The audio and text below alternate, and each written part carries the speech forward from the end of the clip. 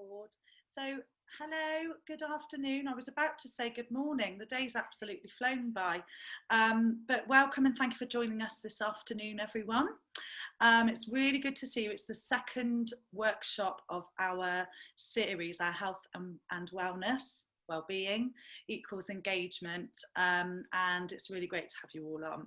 So for those of you that don't know me, I'm Emma Browen, and I'm the Membership Support Manager for Core North West and South West Contact Centre Forum. Easy for me to say. So just before I ask the very talented Lianne Weaver to introduce herself, I just wanted to put today's workshop into context. So the forum recognises that all operations understand the importance of effective training. However, in today's challenging times, it does go without saying that training focus has changed to topical subject matter to offer the greatest support to all employees.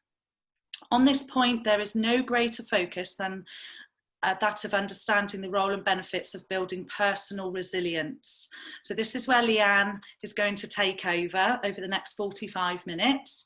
She's going to bring the subject matter to life for us. So thank you, Lianne. Over to yourself. Introduce yourself, and we're really looking forward to it. Thank you so much. Thank you very much. Thank you for the lovely introduction. So hi, everybody. Thank you for joining me this afternoon. This afternoon, we've got a fair bit of learning. You're not getting away with it lightly. I'm going to give you some fairly intense, heavy content. If you want to kind of immerse yourself in the learning, then I absolutely recommend you do a little bit of active learning. So making notes, considering how it will apply to you, just engaging yourself as much as possible. If you want to ask questions, then we have the chat box. So feel free to put questions in the chat box, or I'm happy to kind of hang around at the end and answer any questions you might have as well. So I'm just going to go to sharing my screen. So hopefully, yes, you can all see that.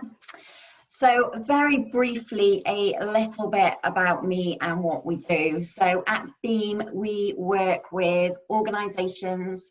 Pre-COVID, it was all around the UK. Actually, since COVID, it's with companies across the world, which is exciting. Delivering well-being, happiness, personal development, and resilience-based training. All of our training is quite unique. Most of our training is also CPD accredited. We aspire to very high standards.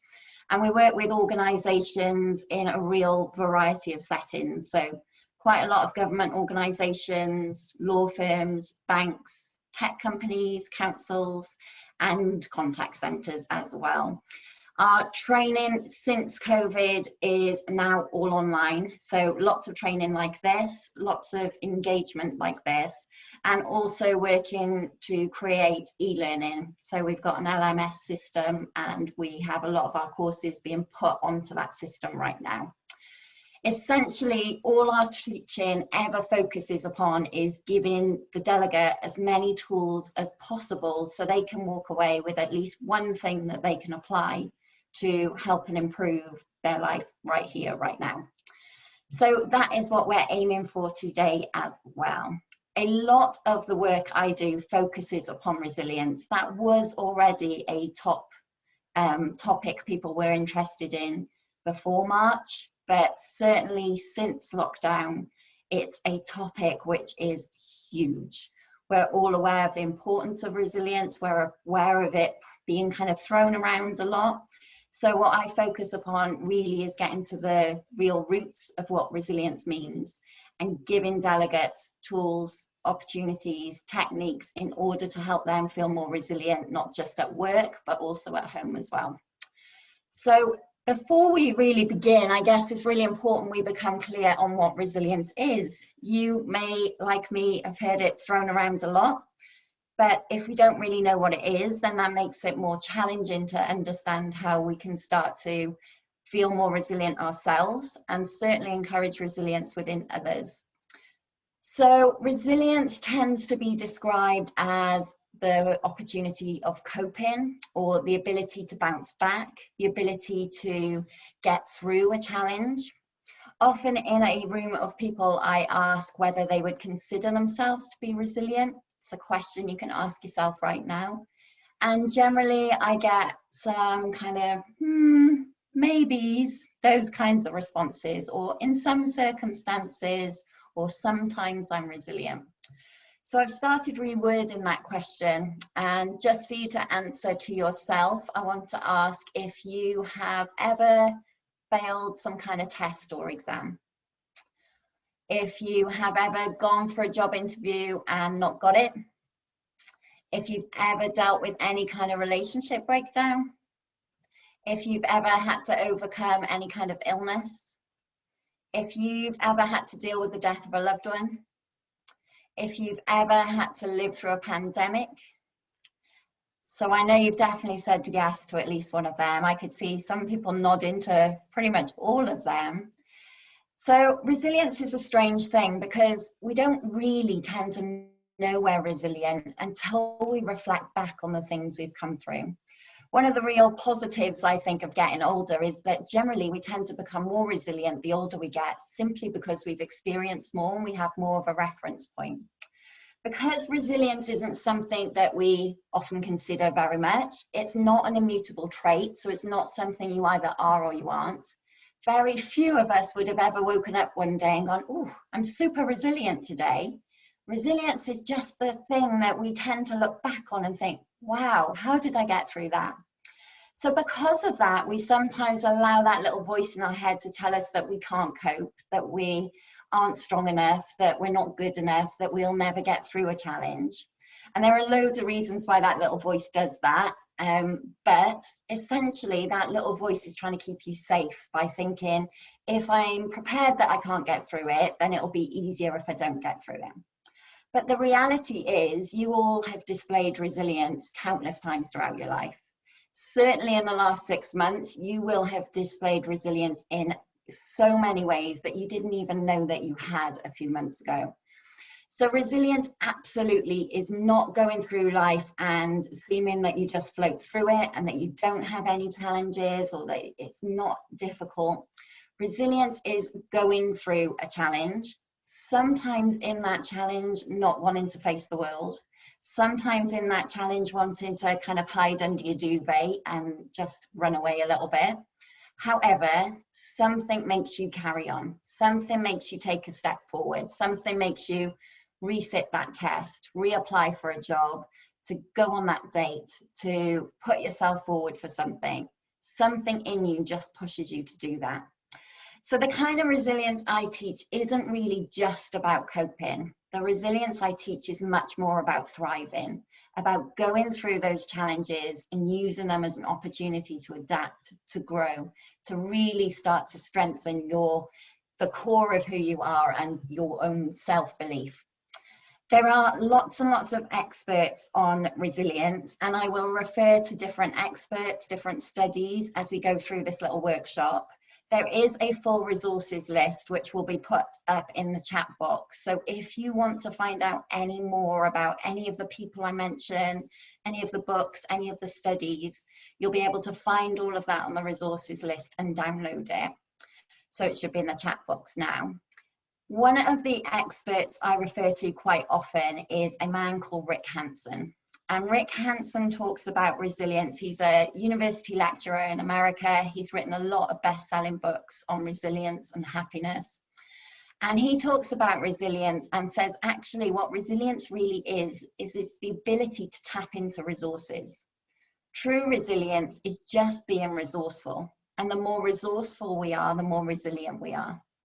So if you think of any of those challenges you've ever been through, failing the exam, not getting the job, failing your driving test, dealing with a breakup, any of those challenges, at some point you will have tapped into resources. And there are loads and loads of resources that we will start to tap into. The first and most common one we ever tap into is our connection to other human beings. So we're social animals and we don't actually do very well on our own.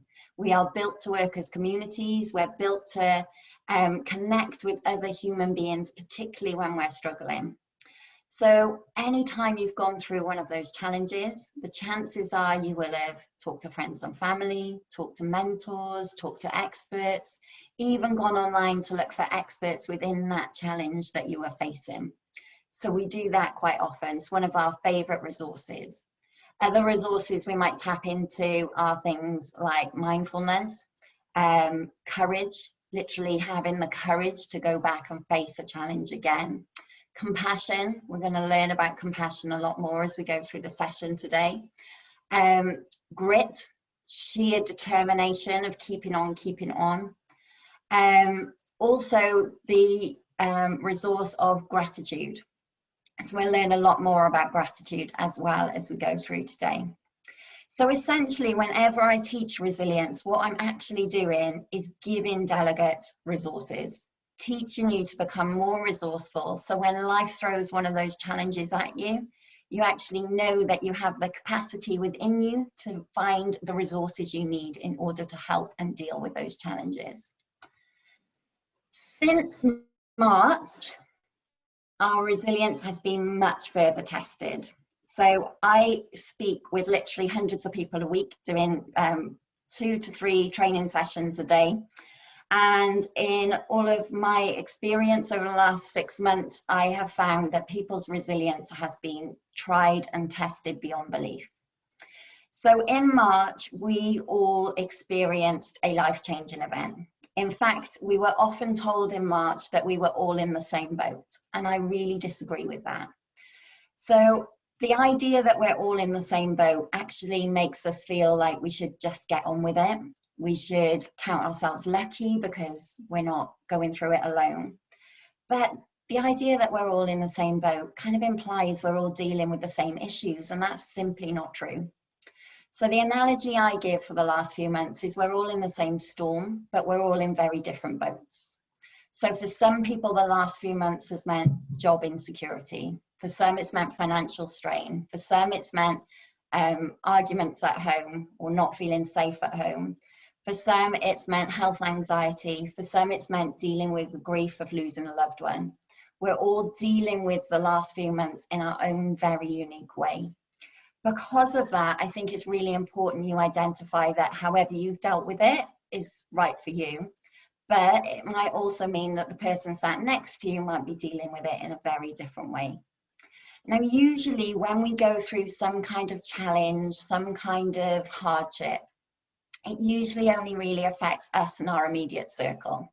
So if you went through redundancy or the bereavement of a loved one, it will really only affect your own little world. And we kind of get reassurance when we're going through something like that and we look at the outside world and we see actually the outside world is still normal and there's still that sense of stability. Over the last 6 months, we've lost that. So that will have sent your brain into a little bit of a spin because we've lost that stability of regular things going on, people still going for meals, people going to concerts, people going on holiday, all of that has changed. Also, when we tend to go through a life-changing situation, the first thing your brain will do is kind of go through your filing cabinet, if you like, of any times you've experienced something similar. If you haven't experienced something similar, what your brain then does is look to the people around you for other people who've gone through something similar. What we've experienced in the last 6 months is actually something that we have no reference point for at all. So what that's done to us is it sent our brains into a little bit of a tailspin. It's meant that probably in the early days of lockdown, you may have found yourselves a little bit obsessed with watching the news, Googling information, trying to make sense of everything that was going on. Hopefully you got tired of that and aren't as immersed in the news now. It's not necessarily a good thing. But all of that was essentially your brain's way of trying to make sense of something that was nonsensical, which actually has a huge impact on us. If you've gone through a life-changing experience before, then your brain knows, okay, I've got through this before. If you go through a life-changing experience that you've never experienced before, but you know people who have, your brain says, okay, well, they've got through it, that means I can get through it. At the moment, we're going through a life-changing experience that's affecting us all differently, that nobody can give us kind of proper security over, and therefore our brains are struggling a little bit to deal with it. So I've been doing a little bit of research on how it's impacting people, and there are some common themes. Now, don't get me wrong, there are absolutely some real positives over the last few months as well. For some people, it's meant that they got to slow down, they got to prioritize, they may have taken on more responsibility and built up their confidence. But for some other people, there have been some negative impacts over the last few months, and it's worth, again, noticing them, recognizing if you've gone through them, then you're not alone, but also acknowledging, especially if you're a manager, that the people around you may be experiencing this even if you're not. So the first and most common impact that I'm seeing is people struggling with anxiety. So all those months ago when we went into a national lockdown, essentially what the media, the government had to do was give us a narrative of fear in order to make us all agree that it was dangerous enough that we would all change our lives.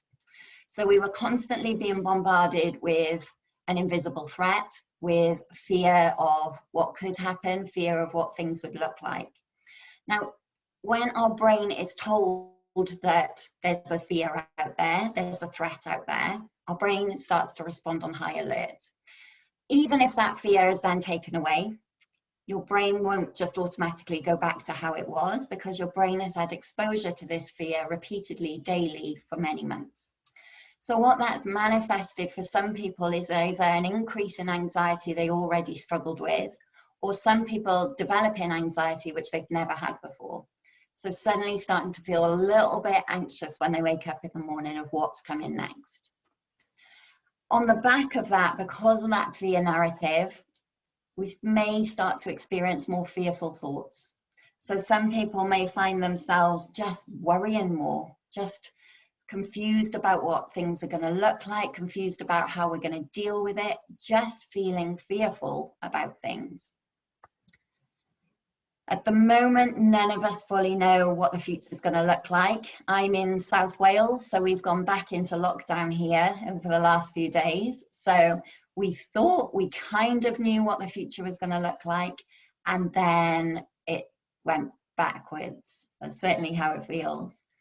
So our brain really loves security and stability. Our brain likes to know that there are some things in our life that are always going to be the same, that we're always going to have some kind of constant. Unfortunately, at the moment, no one can really reassure us that we will get back to whatever that normal is, that we will be able to spend Christmas with our family, we will be able to go on that holiday, we will be able to go to a concert again, whatever it is. Because we don't have that security, this goes back to that analogy I was giving earlier, where your brain, when you're dealing with a crisis, it kind of likes to look around and see that other things are going on as normal. Because we don't have that security at the moment, it can make you feel quite anxious about the future. You can't quite picture it, so you don't really know what it's going to look like. It can also manifest as an increase in health anxiety. So again, the fear out there is a virus, something we can't see. We've been told that we could possibly even have the virus and not know about it. So that might make some people really anxious about their own health. There probably isn't a person in this group at the moment who hasn't at some point in the last 6 months thought, oh, I've got a scratchy throat. Is that something? Or I'm not quite feeling myself. Is that something? Whereas a year ago, you might not have given it a second thought. So for some people, that can become consuming, really frightening, really a scary place for them to be.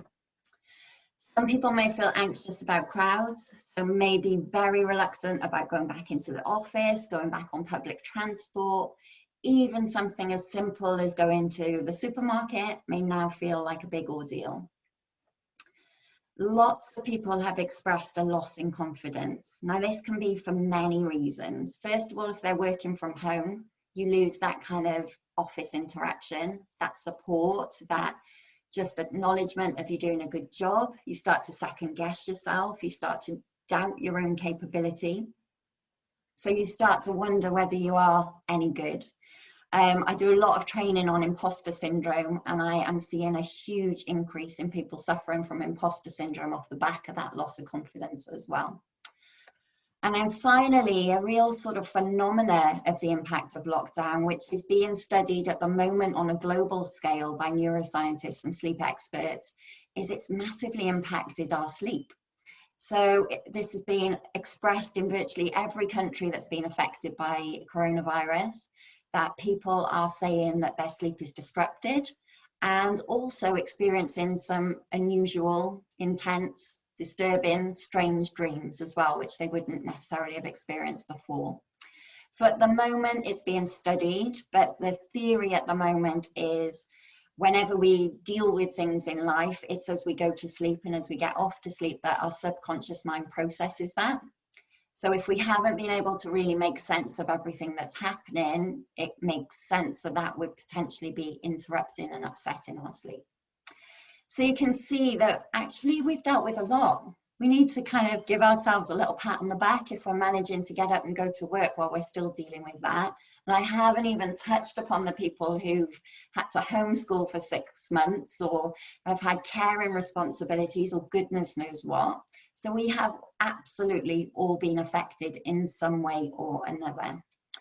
So what we're going to look at for the rest of this session is 5 quick ways that we can start to boost our resilience. So if you are managers, I know you will have the mindset of how can I take this back, which is really useful. But what I would encourage you to work upon is actually think about how can this impact me?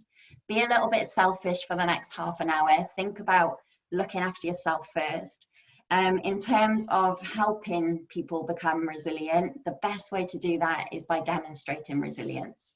So if you start to adopt some of these behaviors, then absolutely the people around you will start to be more interested and likely to adopt it as well. So the first tool we're going to look at is taming your chimp.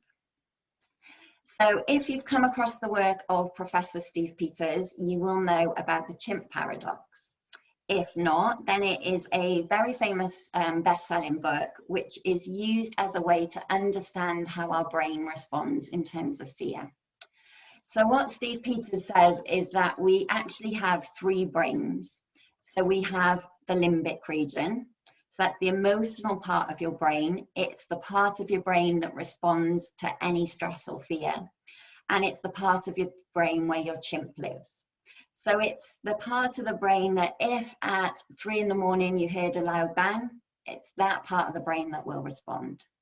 Essentially, your brain is predominantly concerned with your own safety. That's the most important job that your brain has. So your chimp is always scanning the environment to see if there's any potential threat or danger. We then have the prefrontal cortex, which is your human brain. It's the rational part of your brain. It's the part of your brain that can reason things, that is really good decision maker. It's rational, it's considerate, it looks for the best outcome for all. So it's kind of the best part of you. And then we have the parietal, so it's the computer part of the brain. It's where all of your automatic functions are stored. So when you brushed your teeth this morning, you probably didn't really think about it. So that behavior is stored in the computer part of the brain. Now, whenever we are stressed, whenever we receive any kind of stimulus that tells our brain we're stressed, it goes immediately to the limbic region, and the limbic region responds. So your limbic region, or your chimp, is really concerned with keeping you safe. So it will respond to any stress as if it was a physical risk. So whether there was a saber-toothed tiger chasing you, or whether your manager has sent you an email telling you you're not doing a great job, that part of the brain will respond in the same way. Now, when we allow ourselves to respond from the limbic region, we're over-emotional, we're judgmental, we're paranoid, we're aggressive, we're irrational.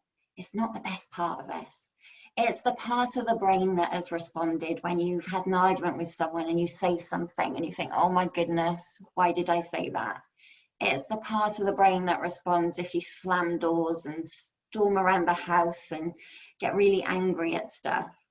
It's really effective in keeping us safe because your chimp is much stronger than the human, so it's much more focused on fight or flight. But it's not effective in managing relationships. It's not effective in enabling you to come back to a less stress place.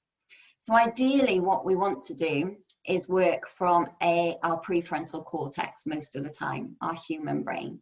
We want to be rational, we want to be in control, and we want to make sound decisions. Now, we can't shortcut information going to our chimp, and nor should we want to. If we receive some kind of stimulus that says we're under threat, essentially it will wake our chimp up. What we can start to do is become aware of when our chimp is in charge. And you will know it, you'll recognize it in yourself. You will know the times where you've acted like a little bit of a chimp and you've stamped your feet and thrown your weight around and got really angry at someone or something. Recognize that, hang on, this is my chimp, and then start to use some of the other tools we're going to be learning in order to bring your human brain back into play. So we come out of that chimp state and back into the human. Now, I've mentioned the past 6 months, coronavirus, lockdown. And if you remember right at the beginning, when there was lockdown, there was so much confusion about people panic buying things like toilet rolls and pasta. It was just crazy. You couldn't find them on the supermarket shelves at all. That was because people's chimps were taking over. They were being hijacked by their chimp. So they were told that there was a threat. So the chimp took over because the chimp deals with threats, the human doesn't. And the chimp decided, I need to protect myself and my family, so I'm going to stockpile some stuff. And one of the biggest things we can stockpile is toilet rolls. It's one of the biggest physical purchases we can make. And pasta is one of the things that lasts for the longest time. So in fact, when you saw people doing that, and if you were nice and calm and working from your human brain, it would have seemed absolutely crazy. In fact, all you were seeing were chimps panicking and them just trying to work out how to protect themselves and their family. Kind of ineffective, but you can kind of see why they went to that state. So in order for us to learn to tame our chimp, what we're going to do is learn ways in which we can start to move back into the human part of the brain. So the second way that we are going to start to make ourselves a bit more resilient is by learning the difference between rest and recovery. So whenever we are dealing with any kind of mental stress, anything that mentally drains us, we tend to notice it. We tend to know, oh, I've had a really hard week at work. And then we think, that's okay, this weekend I'm laying on the sofa, I'm just going to watch Netflix till it comes up with that message checking I'm still alive. And then I'll go back to work Monday, and within half an hour, it all feels the same. You don't feel rested or recharged. That's because rest and recovery are not the same thing. So if you went to bed last night and you lay there for 8 solid hours, but you didn't sleep a wink, technically you're resting, but when you got out of bed this morning, you would feel anything but rested. You'd feel absolutely exhausted. So recovery is a really new and exciting field of study within terms of resilience. And what they found with recovery is that almost without exception, anyone who reaches clinical burnout has reached clinical burnout because they've not learned to take recovery breaks. And that if we do not take recovery breaks, we are nowhere near as resilient. So they've learned that the brain can only perform at an optimal level for a maximum of 90 minutes. After 90 minutes of concentrating on anything, and this absolutely works in work, but sometimes we're using our brain to that degree at home as well if you're dealing with an emotional problem. If we concentrate on anything for 90 minutes, the brain then starts to decline. So we start to become less responsive, we start to become more emotional, we start to remember less shorter reaction times, just don't work as well. And you will have experienced this. You will have had moments in your life where you've got a deadline and you're sat there and you're working and working and working, and all of a sudden just the words don't even make sense anymore. You can't make sense of what you're writing. And then you go away, you have a cup of tea, you play with the dog, and then you come back and it all makes sense. And you think, why was that a problem? That's a recovery break in action. So what the research is finding is if we take a recovery break every 90 minutes, we enable our brain to move back into that recharged state. And there are 2 types of recovery breaks we need. We need internal recovery. So we need a 90-minute break. We need a break every 90 minutes when we're in the middle of that mentally tasking problem. So if you're at work, a break every 90 minutes for 3 to 5 minutes.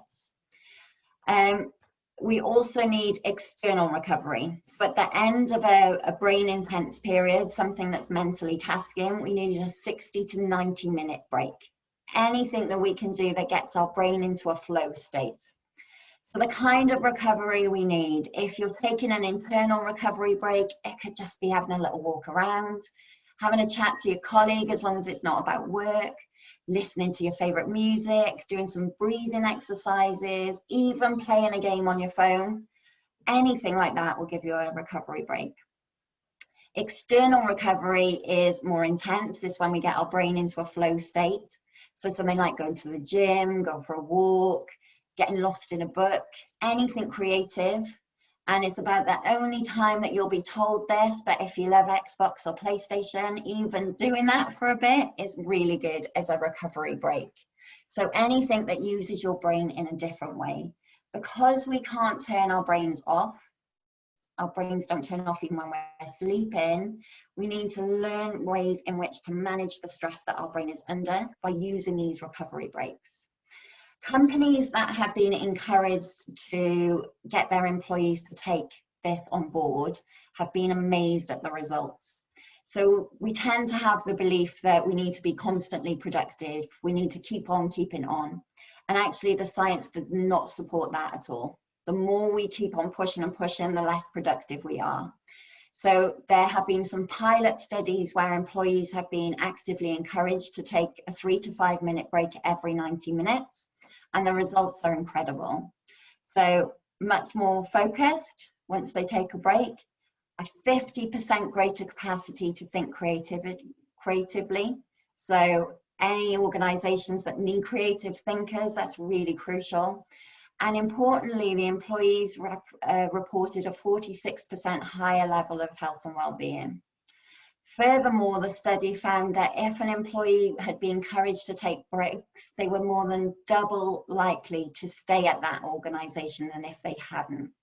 So it's really interesting research, and it kind of goes against maybe what we believe. We believe we should keep going, but actually the research does not show that at all. We need to build in internal and external recovery.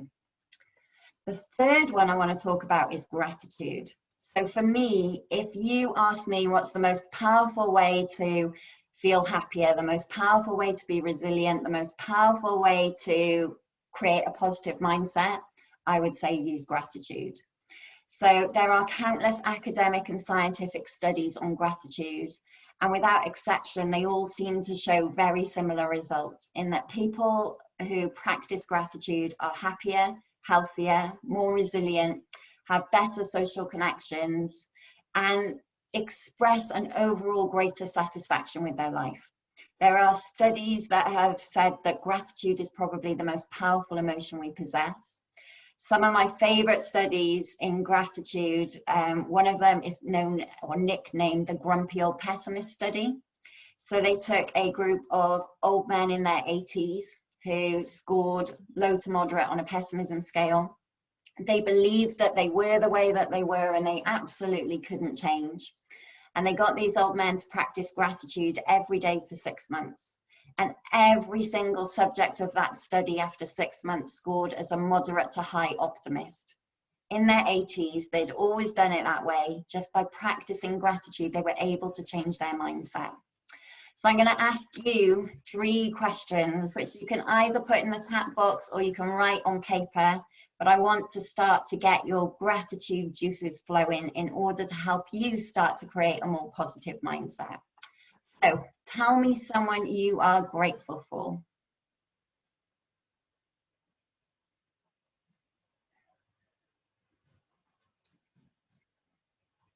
A place you are grateful for.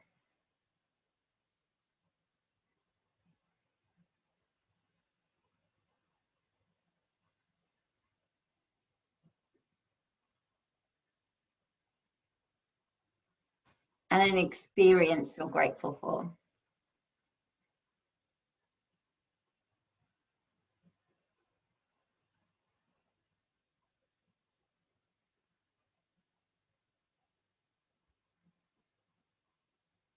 So the thing I love about gratitude is even thinking about those things made you smile. I could see little smiling faces as you were thinking about whatever those things were. Gratitude is probably the tool and technique I have practiced most consistently. I practiced it for well over 10 years. In that 10 years, absolutely life has done that to me. And on those really hard, difficult, awful days, gratitude is the thing that has enabled me to see the good within the bad. So you might have a family crisis and you think to yourself, wow, I'm so grateful for the NHS, or I'm so grateful that person was there to hold my hand, or I'm so grateful for that person that came over to help. Gratitude doesn't stop you from seeing the bad at all. It balances it. It helps your brain start to realize that there's good within the bad. If we don't do stuff like that, then your brain is always going to naturally be focused on the bad, because your brain essentially looks at the bad in order to keep you safe. If there was one thing you did following today that would create the biggest change in your life, it would be practicing gratitude. Compassion.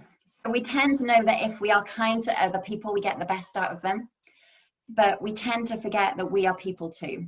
So one of the key resources needed to be resilient is to give yourself a break. Be a little bit kinder to yourself. Allow yourself to accept you've made mistakes. We all have an inner critic, that voice that is probably beating you up way more than anyone else ever would or could. A voice that probably, if it was played out loud, you'd be mortified that someone else heard you speak that way. What I'm encouraging you to do is not necessarily go as far as being your own best friend or loving yourself or anything that feels a little bit too out there, but just speak to yourself in the way you would speak to someone else, someone that you just work with, someone that you're just being a nice fellow human being to. When we bring compassion to ourselves, we allow ourselves to face the challenges, to make mistakes, and to move forward. And then the final resource I want to look at is the ability to be calm. So when we deal with the stress, we activate the chimp. And when the chimp's activated, we are anything but calm. Your chimp absolutely is not calm. So one of the most powerful ways we can get back into that human part of the brain, the prefrontal cortex, is by using our breathing. So as soon as there is any kind of stressor in our life, the first thing we do is change how we breathe. You won't even notice you do it, but if you're under stress, your breathing will become shallow and it'll come right from high up in your chest. When we're relaxed, our breathing is deep and ideally should also be coming from the belly. Both of the ways we breathe send a signal to our brain. So if we are breathing nice and low and deep, we're sending a signal to our brain which triggers the rest and digest part of the brain. It tells your brain you're safe and you're calm. If we breathe high and shallow, we send a signal to our brain that there's a potential threat. It starts producing adrenaline, cortisol, and is ready to attack. So we start waking up that chimp. There are loads and loads of different breathing tools and exercises that you can use. There's an amazing app which is on the resources list, which is free, called Breathwork. But a really reliable breathing exercise you can do is known as box breathing. So this tool has been used for a long time. It's used by the Navy SEALs when they go into a kind of risky situation. And it's literally breathing in for the count of 4, holding it for the count of 4, breathing out for the count of 4, holding it for the count of 4, breathing in for the count of 4, and you do that routine. There was a 2017 Harvard Review study that found that just 60 seconds of deep focused breathing was enough to completely rid the bloodstream of cortisol, the stress chemical. So never underestimate how powerful your breath is. As an aside, in the resources list, there is a life-changing book I would recommend called Breath by someone called James Nestor. He talks about the importance of not only breathing properly, but nose breathing, not mouth breathing. So if we mouth breathe, we actually increase our stress levels. If we nose breathe, we decrease them. So if you're into reading or you're into Audible, I would definitely recommend you get that book as well.